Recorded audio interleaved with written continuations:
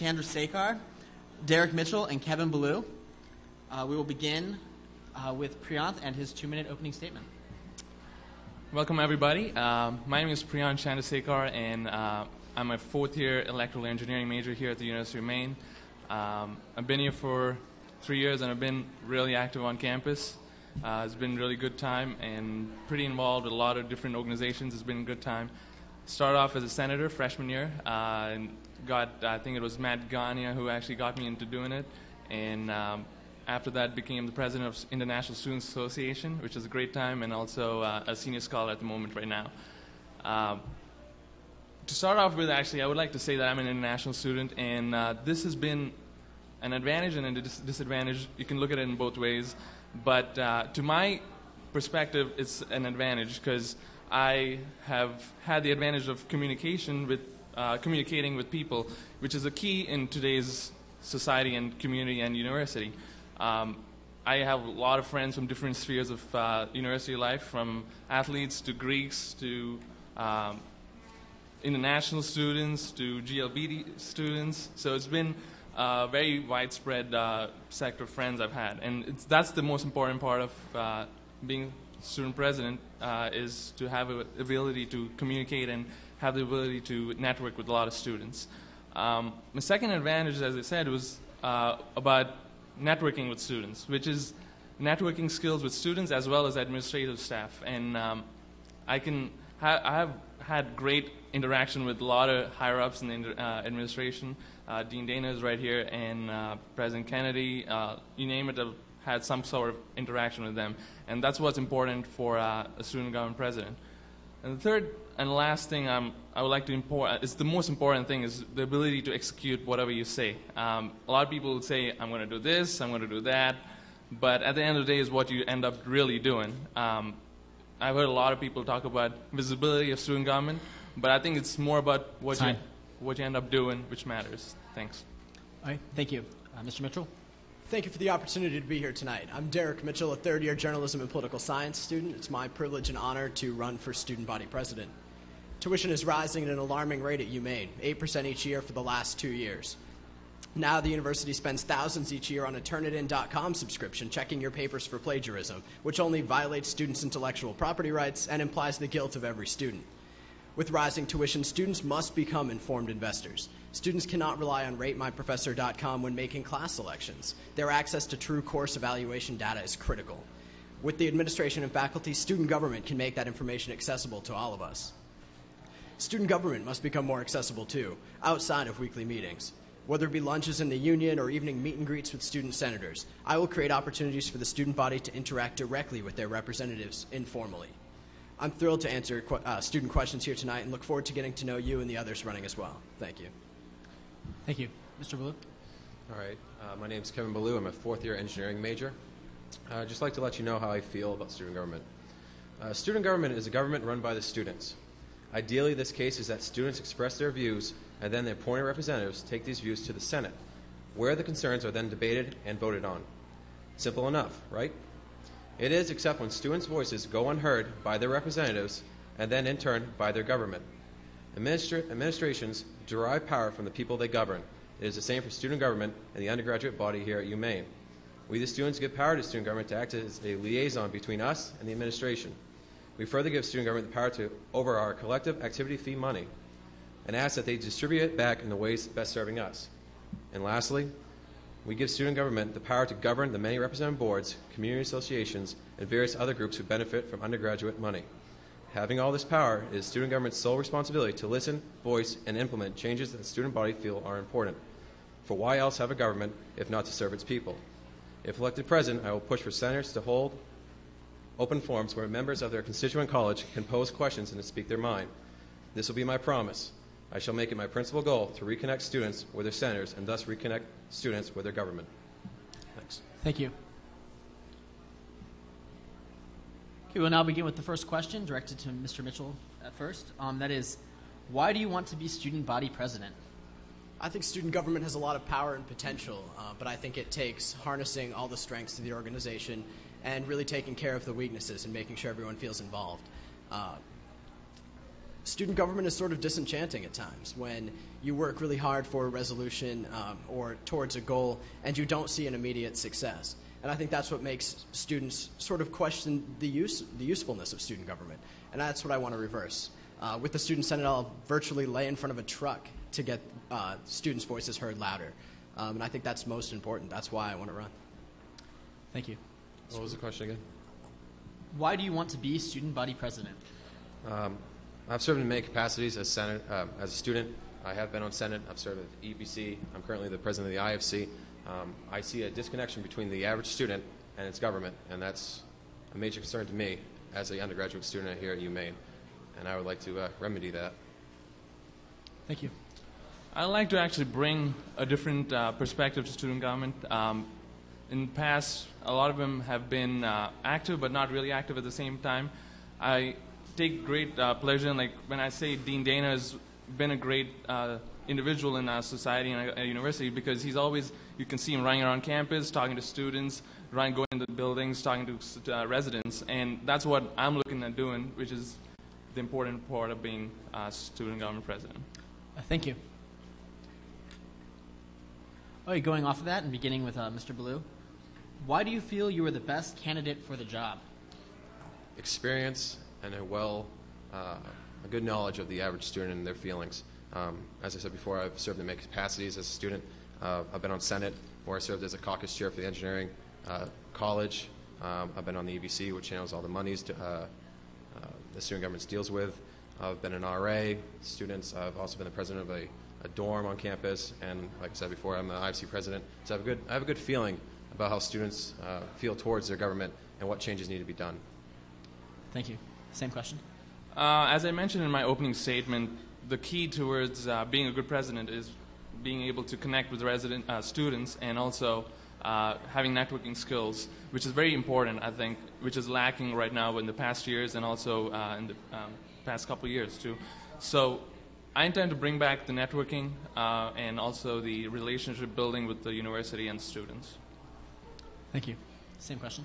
I've had an incredible experience so far here at Umaine, from being a student senator my first year here to currently completing my term as vice president for student entertainment. I've had the opportunity to build relationships with countless university officials, officials off campus as well in Augusta, working with the Orono Town Council, working with local business owners. It's been incredible, and I think that sort of experience and commitment and passion for what I do makes it a great opportunity to run for student body president. All right, thank you. All right, next question, aimed at Mr. Chandrasckear. As president, you are the primary representative of the student body at to the university administration. How will you serve the student body in this role? How do you plan to interact with the student body so that you can truly listen to and meet their needs? Again, it's a lot of the repetition of what I've said. Being an RA has taught me a lot in terms of talking to students, talking to people. I've never had a problem. Someone's walking on campus, I just say, hey, how you doing? I'm the first one to say it. Sometimes you get turned down, but it doesn't matter. You have to make that effort. And I got a comment about my speech yesterday at Senate, and a really close friend to all of us, all three candidates, said that I was the most personable one among the three candidates, and which is what I want to use for my benefit to be the best president of student government. Thank you. Same question. As I said a few minutes ago, with the Senate behind me, I'll virtually lay in front of a truck to make sure what they want to do and what the students want to do happens. To me, when it comes to advocacy for students, no is just a starting block. And I think that's how I would operate as student body president, that if students want something done, I will make sure it happens. Thank you. Same question. Like I said before, through the positions I've held, I've kept contact with a lot of the officers of the different groups, who in turn know their own bodies. So in a way, I have a connection directed to students of different cultures, different personalities, and different ideals. And that would be the main way I keep in touch with the students I represent as president.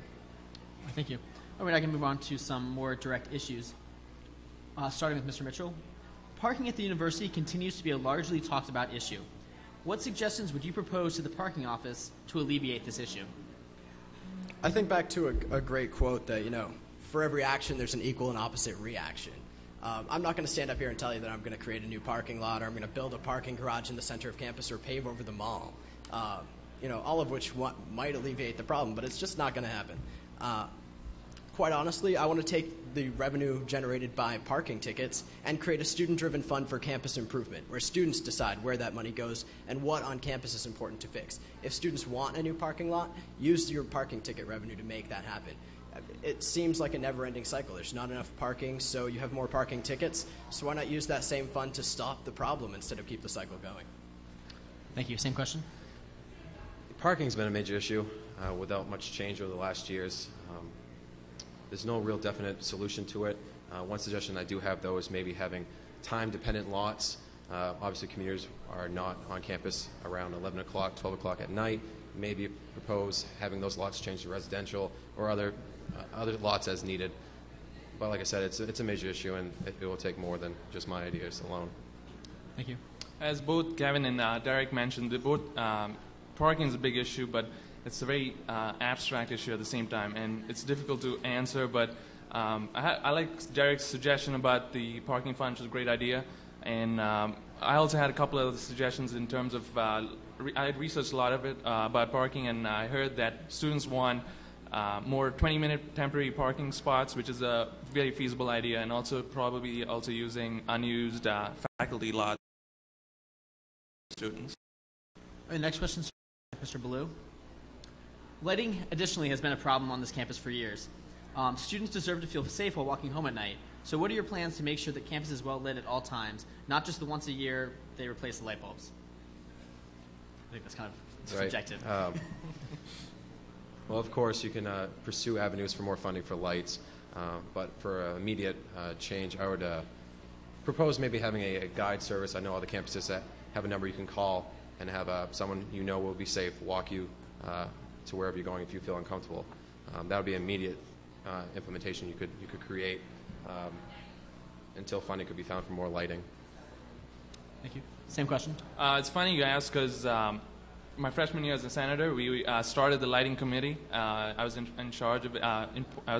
As a part of it, and it's an issue that's getting better. We definitely made some positive changes, but definitely a lot more could be done.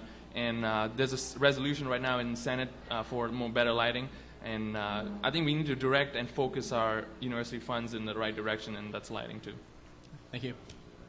Mr. Mitchell, same I question. think right now funds are a challenge. Tuition keeps going up. There's not money to pull from to do this. But fortunately, public safety has created something to help with that. Their community service corps and the 581 Walk will come, one of their students will come meet you and walk you across campus at night. Those avenues are there until money becomes available. All right, thank you. What is your stance on Orono voting on limiting the number of unrelated people that can live together? This recent bill that's being voted on in the town of Orono, beginning with Mr. Chandrasckear. Could you repeat that again? I didn't hear. The town of Orono is voting on a bill to limit the number of unrelated people who are permitted to live together. What is your stance on that? I actually talked to Barbara Smith about that. They're right now reducing the number from 5 to 3, I think it is. And it's definitely something we need to talk about, but as being an RA, it's difficult to control the number of students living in hanging around in a room or apartment. But I would suggest probably more of a one-on-one talk with different students. What do they feel? Off-campus students is what we're looking at hitting on. And basically, it's a lot of interaction with students and residents around Orono area, basically. And they're getting a lot of complaints about a lot of loud parties and that kind of deal. But then it's going to hurt the landlords for sure, because landlords vary in how many residents they rent out apartments to. So that's another issue we need to talk about. But time. Thank you. Mr. Mitchell? It's a great question. As soon as that came up, I actually went to the next town council meeting a couple of weeks ago and spoke against that. Afterwards, one of the town councilors and the town manager came up to me and asked what I thought was happening, because what was reported in the main campus was actually incorrect. There's a problem right now with the lack of street parking, lack of resources for the number of inhabitants per apartment, and that was one of the options mentioned in passing, and that was the one phrase caught onto and used in articles. The town manager actually posted on the main campus website underneath that article that this simply wasn't the case. This isn't the proposal they are considering. It was one of the ideas mentioned in a fleeting conversation. Time. Thank you. Mr. Ballow? Seeing as this directly affects me, I have friends and family that live off campus, I am also against it. I would urge the off-campus board to work with the town of Orono on this issue, and I would also like to see what data the town collected. It may be valid, but I would like them to pursue other avenues than to cutting down from 5 to 3. All right, thank you. All right, next question for Mr. Mitchell. Going off of that last question, the town of Orono has constantly had miscommunications and whatnot with the student body. How do you plan on working with the officials of the town to better the relationship? Ever since running for town council last semester, I've started to build a really great relationship with the town manager and the town council. I work with them in other capacities outside of student government and planning events and such, because a couple of them actually work on campus. The town manager and the town councilors are familiar with me. They're familiar with interacting with me, and I think we've built a great relationship. They know I'm passionate about representing students, and I know they're passionate about attempting to do the same. And I think together we'll work a great relationship. Thank you. Mr. Ballow? Communication is key. Having sit-downs with the counselors, attending council meetings, and just having a relaxed atmosphere discussing issues that arise between us and the bordering towns is the way to solve miscommunications in the future. Thank you. I don't have too much experience dealing with the town council, but it's something that definitely could be worked on with Barbara Smith's help and Dean Dana's help and President Kennedy's help. And we need somebody to voice these opinions, and student body is what we need to do, student government. All right, thank you. All right, next question for Mr. Ballow. In the past year, the issue of diversity has come to the forefront as one of the largest problems at the University of Maine. What are your feelings on this, and what role do you see the president playing in promoting diversity at UMaine? I think it's great. First off, Greek life is a great example of this. Different cultures, different personalities, just adds to the greatness that is Greek life here at UMaine. I would push for more diversity in other groups. That's the best way to learn about different cultures and leap over hurdles of ignorance. Same question. Being an international student is definitely helping a lot with diversity. Being an RA also is, you have a big emphasis on diversity. Those are issues that we definitely need to promote, and it's based on what you can do yourself. Personally, like if you want to go in and hang out with Andrew, for example, I would go and hang out with Andrew. It doesn't matter whether he's part of any society or any group particularly. So I personally feel it's more about what you do and whether you want to hang out with or you want to communicate with somebody. A lot of people have problems with those kind of issues, but I think it's important for the student government body to force this. Hi, Ms. Mitchell. Over the last couple of weeks, I've had the great opportunity of working with the Muslim Student Association to make their Muslim Student Awareness Week come together with live entertainment, speakers, and things like that. Promoting events like that, promoting opportunities for all students to come together and learn more about cultures like that, to experience what they enjoy, to events like Culture Fest and the Midnight Mosaic and things like that are fantastic events that should be supported by all students and by student government. Hey, thank you. Kind of building off of that and keeping with the theme of diversity, what are you going to do to increase student government participation of members from the international, GLBT, female, and multicultural communities, or do you even think this is an issue? Starting with, Mr. Chandrasckear. As I mentioned earlier, this is something we need to definitely address. We definitely have lack of participation with certain groups in certain activities, and Culture Fest is a great idea, as Derek was pointing out. This year we had great attendance, and Midnight Mosaic was a great program that Shaq put on, and other programs by different organizations. And it's important for somebody like the student body president to go and reach out to individuals from different societies and organizations and groups that they might belong to. So it starts from the student president. That's one who's involved. So. Thank you. Mr. Mitchell? I think the key to diversifying student government is making student government more accessible and more open to students. I think that's critical. To a lot of students, Tuesday night at 6 o'clock may just not be convenient for you to come talk to us. So making those efforts to hang out together during the day, to have open forums, as Kevin suggested, any sort of opportunity where students can just come talk to you, in a very informal environment, chat over coffee out at Starbucks, hang out in the Oaks room. It's all creating openness, and that's the key. Thank you. Mr. Ballow? Recently, Wildstein has caught my attention. They are doing great. I would urge groups to keep doing what they're doing, knowing that student government is behind them 100% with funding and promotion. Great. Thank you. All right. This one will begin with Mr. Mitchell. You have all spoken about your strengths, but as a leader, you will need to be in touch with things that you cannot do well. Not everyone is strong everywhere, but usually those who are most effective are aware of and can cope with their weaknesses. Talk about your own traits that you will have to deal with in terms of your weaknesses. I think my biggest challenge is something I alluded to a few moments ago. I am disappointed when I don't see immediate success, but unfortunately some problems take a little longer than a day or a week to fix.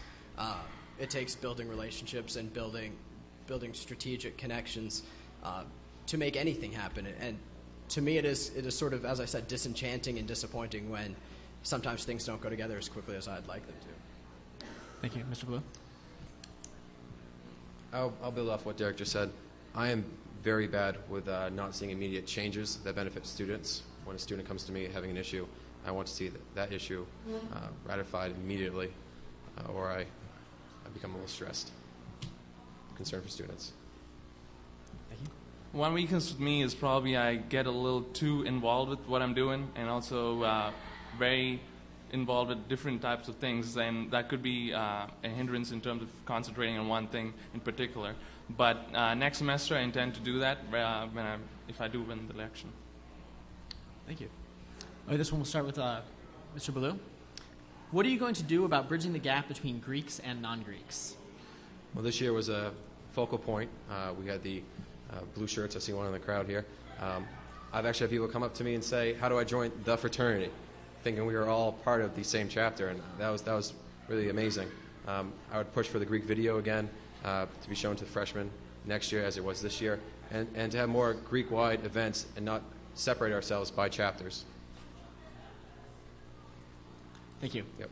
I like to bring programs and events that are attendable by both Greeks and non-Greeks. That's been an issue in terms of what kind of participation we get. It's been very divided, and I'm part of Senior Scholar Society, and a lot of them, it's like half and half with Greeks and non-Greeks, and we have a great time, and and if we can have a great time, everyone else can have a great time. Thank you. I had the fantastic opportunity to produce Rock Against Rape last year, which is a huge event and typically hosted by the Sigma Phi Epsilon fraternity. We needed more people to put up fencing, just for an example, and we solicited people from other fraternities, and they definitely came together. Non-students came together when they saw us hanging out in a field digging holes to put stakes into the ground. I think that's critical, to create opportunities for students to become involved. The Big Jam on campus, other major events that Greeks typically organize that are open to the full student body. I think that's vital. Okay, thank you. This next question from Mr. Chandrasckear. What problems do you see with dining services, and how do you suggest mending them within the reasonable roles of the presidential power? Dining service is a big issue for sure. We all need to address. Whoever becomes president needs to do it for sure. I've been living on campus for 3 years, and I had a 19-meal plan. So I eat there every day, 3 meals a day, and it's something we need to address for sure. And I've had a meeting with Kathy Kittredge, the Associate Director of Dining Services, and also Muhammad Ali, who's the Director of the Marketplace. And they're going through a lot of changes, and this is the time we need to get on board with them. And they're starting a Student Dining Services Committee. We need input from everybody, and that's the job of the student government body, to pass on these concerns from students onto the committee and dining services. And they're trying to implement a meal equivalency program, which is something that a lot of students are looking forward to, converting unused meals to money usable at the marketplace and also at the convenience store. That is one of my platform agendas. Mr. Mitchell, same question. Costs are a challenge. Costs keep going up, but it's not just in the marketplace, and it's not just for Umaine Dining Services. I think right now they need to realize that it's a problem and take every cost-cutting measure they possibly can. There is no need that my coffee cup has the Umaine crest on it. It's just not important. There are a ton of ways the university could just cut small pennies here and there that will eventually add up when you're talking thousands of coffee cups in a day. All right, thank you. Same question. There's no one single way to lower prices for students, which seems to be the major concern. But Derek just has a great idea. What's important is that we students and the student president works with the administration and the dining services to voice students' concerns about what is important, what Derek just said, and what isn't really important to them, and selection. You work with them and you don't insist. All right, thank you. This next question for Mr. Mitchell. What do you think student government's relationship should be with campus media? How do you view it currently, and how do you think it should change? I think it should absolutely be a strained relationship. I don't think there are a lot of schools where student government actually funds the campus media. As a journalism student, I do have a personal problem with that. I don't think it's ethical at all. I think it's great that someone is questioning the organizations that truly govern students on campus and that truly have such an enormous impact or potential for impact to students. So I think it's fantastic that people are watching out for what we do and are critical when we make stupid decisions. Mr. Ballow? Campus media is great. I was saddened that I couldn't participate in the unofficial debate that Andrew Eldridge had proposed to me. Campus media is the median between the government, the elected officials, and the students. And it's an easier media for the students to watch, to understand what's going on. They're reading the main campus alone. Mr. Chandrasckear? Campus media is great because I agree with both of them, and the reason is that a lot of people can make meetings, a lot of people can make events, people want to be informed about all these events, and student government has a relationship definitely with all these events. So I want to know what's happening in Senate every week. I don't have a chance to go down to Senate, so it's a great chance to read what's happening in Senate through the main campus, for example. So I definitely support what's been going on with main campus, main channel, and student government. All right, thank you. This next question for Mr. Ballow. How will your relationship with administrators help you to promote the goals of student government, and how will it hinder the goals of student government? I would like to think my relationship with most administrators is on the plus side. I have been known to disagree with advisors and consultants on issues that I felt were not in line with the students' interests. But I think we're all the better for it. Personally, currently the person that works above me in the administrative capacity, I think has that much more respect for me because he knows I will voice my own opinion, even if that doesn't agree with what he initially thought. Was there a second part of that question? No, how will it help and how will it hinder? Help because, well, yeah, I just answered. All right, then. All right. It's very important to have a good relationship with administration because that's where it's going to end up with all your resolutions or all your suggestions are going to end up with the administration. So we need a good relationship, and I have that good relationship with a lot of different top, higher-up administrative staff. So. And Mr. Mitchell, same question. They're both exactly right. The relationships with administrators for student government are critical. There's no way to get anything done without them. I'd like to think I have a great relationship with the administrators I work with every day. I can have a great debate with Dr. Dana on alcohol at bump stock, which I had just recently.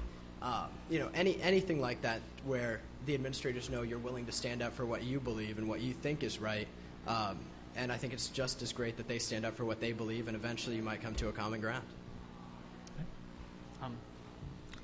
Thank you. For the next question to Mr. Chandrasckear.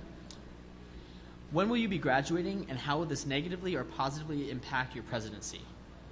Initially, this is my senior year, and I wanted to run for this for a long time, and I've decided to do it. And if I do win the election, and I intend to stand on for an extra semester, I'll probably end up finishing up some extra minors and an extra major too. So that's my stance right now on that. Mr. Mitchell? As I said, I'm a third-year student. I don't plan to graduate until the spring of 2008, which gives me the opportunity to fulfill the full year term as president, but also stay on board for an extra semester to assure that the next incoming president and vice president have a fantastic tradition. They know what issues we're still debating, what we're still working on, and where everything stands. Initially, I planned on graduating this spring, but I decided to take on a minor. So I won't be graduating until the fall of 2007. which turned out to be beneficial because I really wanted to run for this position. However, my IFC presidency term didn't end until this December. It'll be beneficial because I'll take all that experience I have currently and apply it to the student government position, and it will affect it negatively, maybe because I won't be around the spring of '08 to guide the new president if I am elected. All right, thank you. Our next question for Mr. Mitchell.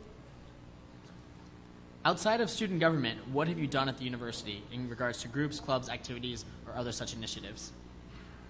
I've had the fantastic opportunity since my freshman year to be a member of the Sigma Phi Epsilon fraternity. That's taken a huge part of my time, planning events for them, working with them on a number of external issues, representing them publicly, planning philanthropic events. My fraternity and Greek experience has been my top connection at Umaine outside of student government. Thank you. Mr. Ballow? I've held many hats since first enrolling here. I also am a Greek. I'm a member of Theta Chi fraternity. I've held many positions within my own fraternity, educating the new members on what it means to be Greek and how it can be beneficial. As I said before, I've been a senator. I've served on the ABC Executive Budgetary Committee. I've held 2 RA-ships, and currently I'm serving President IFC. Thank you. Outside student government circles, I've had great experiences too. I've been the president of International Students Association, which took off last year, and it's a great organization on campus right now.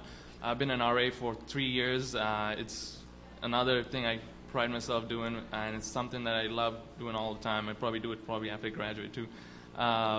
And also, right now, being a senior scholar has been great. Got a lot of interaction with university and university staff, administration, and it's been great so far. So, Okay, thank you. Next question for Mr. Ballow. Student government suffers from image problems. How will you bring the organization into the view of students positively? I'm going to say it right now, student government, in my mind, is being viewed by the average student as a resume-building club. That may be true for some people. I personally generally want to serve the students I represent. That's why I'm applying for this position.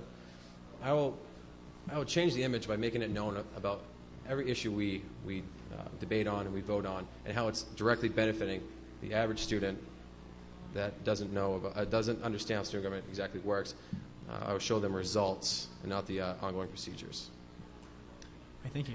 Student government in the past has had big promises and also a lot of commitments, and sometimes it's failed to deliver what student wants. But right now, I've done a lot of research, and student needs right now are very small and small issues that need to be taken care of.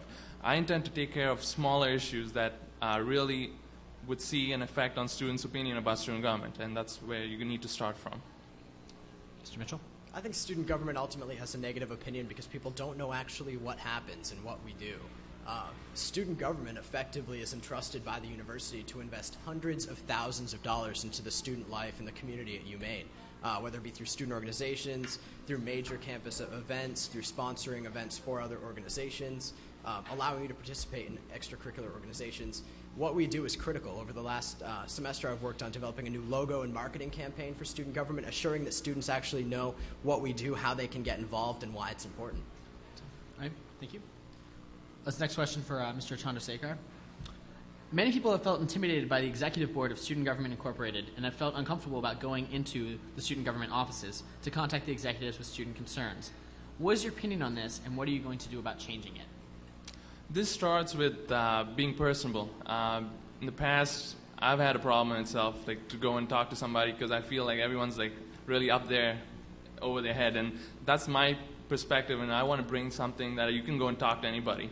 Yeah, I can go and talk to anybody. You can come talk to me too. So that's the same thing I want to implement. And having open office hours, open door office hours for anybody to come in and talk to people, to talk to the president and the vice president is what I want to implement. And we need this connection with students, and that starts with being very open and being personable.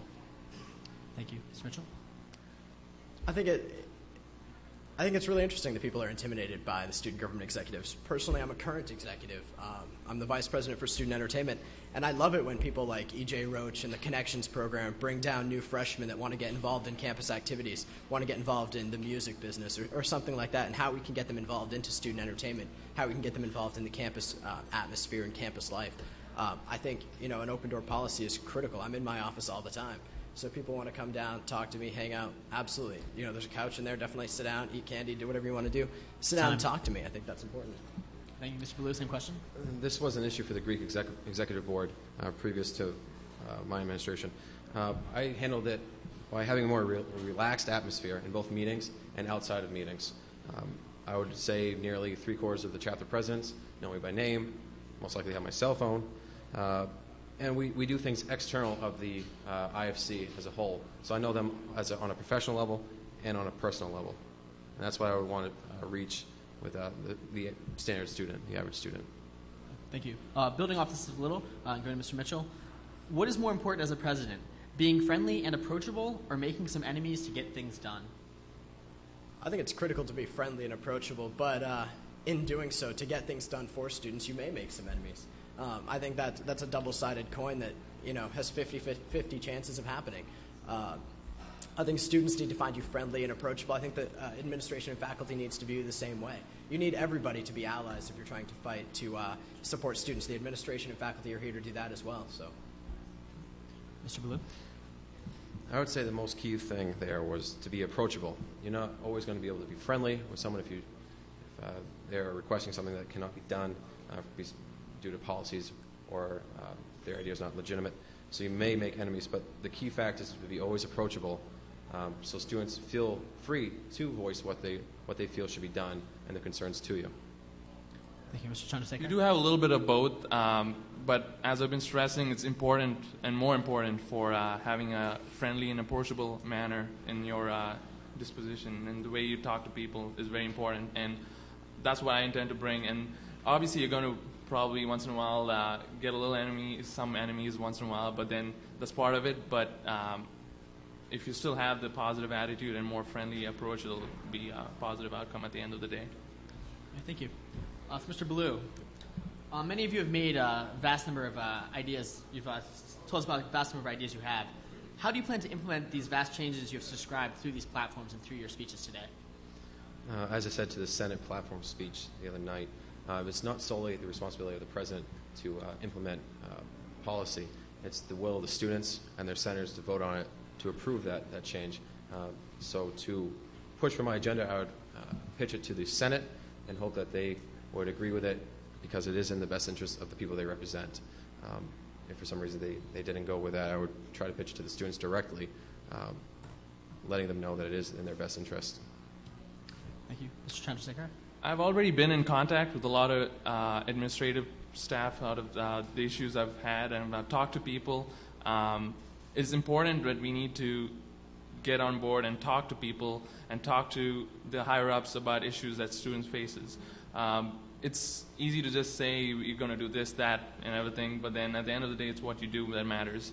And it starts with contacting people, being open, and being friendly at the same time. Thank you. Mr. Mitchell? One of the big concepts of my campaign has been professor evaluations. I feel that those are vital to students being successful at Umaine and making wise investments. As such, last week I had the opportunity to meet with the provost and discuss that with her. Her guidance and ideas on how to implement this further will definitely make something like that happen. She wants to see it just as badly as students do. And I think utilizing those connections, even if once in a while they do become enemies on certain topics, it's critical that you maintain the same working relationship, that even if you argue, you can have the opportunity to come back to the table together and keep debating on other issues. All right, thank you. This next question, start with Mr. Chandrasckear. What is more important, general student consensus or personal belief? I think at the end of the day, you're a student government president, student body president. It's general consensus, what students feel that you need to implement, and you're just basically the means to implement what students want. But you do this by researching students. It's personal belief to an extent too. You always want something personally too. But then at the end of the day, it's the students who's going to you're going to voice the students' opinion. So, thank you, Mr. Mitchell. I think it's important that anybody going into the office of student government president knows what their role is. They're charged by the student senate to carry out their wishes. If the Student Senate feels through their constituents that an issue is important, whether the president necessarily agrees or not, it's their responsibility to assure that it's carried out to every possible end, and that's exactly what I'll do. Thank you, Mr. Ballow. I hold my personal beliefs very strongly. However, as an elected official, I have learned and I've handled it. I've learned that you need to represent the constituents however they feel, and I will continue to do that. My personal beliefs will be my own as a student, not as an elected official representing students. All right, thank you. Sticking sort of with that same topic, what do you feel is the number one concern to the general student consensus? I think it's difficult to narrow it down to just one, but I think the biggest thing is money. It's cost everywhere. Tuition's going up, the cost of food is going up, the cost of housing is going up. For the first time in the history of the University of Maine system, students' tuition and fees are contributing more to the university than the state's allocating to the university. I think that's imperative. So I think the biggest thing is making sure students' voices are heard much louder at all levels of government, from student government all the way up to the state legislature and even Washington if the need comes. I think the costs are vital. Students come to UMaine because it's an affordable, valuable educational institution. I think it's important to maintain that. Thank you, Mr. Ballow. I would say the biggest issue is the disconnection between students and the student government. Any of the other issues, money, concerns, clubs, beautification on campus, can be directly linked back to the miscommunication between the student and the student government to properly poise this potential solution to the administration. All issues lead back to student government. Thank you, and Mr. Chandrasckear. It's very hard to narrow down to one particular issue, because there's a lot of issues that we need to take care of. If you see my platform, it's based on a lot of issues that student faces right now at the moment, and starting from dining services to introducing 2 new routes. Based on the previously determined order, Mr. Mitchell. Student government has a great deal of power and potential if the ingredients are used together to promote major change. Student participation, however, is the ingredient missing from the recipe. Student government must become more accessible, and with the Student Senate, I will assure that it happens. From weekly lunches in the union to informal chats in the Bear's Den, your student government will become yours once again. My experience gives me the ability to harness the strengths of student government and improve on its weaknesses. After a year as a student senator and a term as your vice president for student entertainment, I'm thrilled to have the opportunity to run for president and would appreciate your vote on Monday. Thank you again for attending or watching tonight. Thank you, Mr. Ballow. Okay. As I said earlier, student government needs to rethink its policies. It needs to reconnect with the students it represents. And if elected president, I will do this. I will push for open forums, as Derek had mentioned earlier, where senators hold open forums for their constituents to come and voice their opinions, and I'll further push for administrations to send out emails or make it known who represents their undergraduate students in the Student Senate, thus connecting the student to their government, because that is the key thing. We need to make student government for the students again. Mr. Chandrasckear. I'm no political science journalism major, so I'm an electrical engineering major, as I mentioned earlier. I'm not a smooth talker, but I am a true implementer, and this is what we need. I have been a student advocate from being a senator to being president of International Student Association to being a senior scholar, and this is what we need. We need a student advocate, and I intend to bring back the student and student government. My platform is based on a lot of student issues, and it's not my platform, it's your platform, and I just want to know how you guys want to be heard. So vote for Priyanth on December 4th, and also if you haven't joined my Facebook group, join it. It's Priyanth for President. Thank you. Thank you all. I again want to thank all of the candidates. I want to thank everyone for coming. Thank you to the FEPC for putting this event together, and thank you all. And voting is on Monday, correct? 4th, yeah.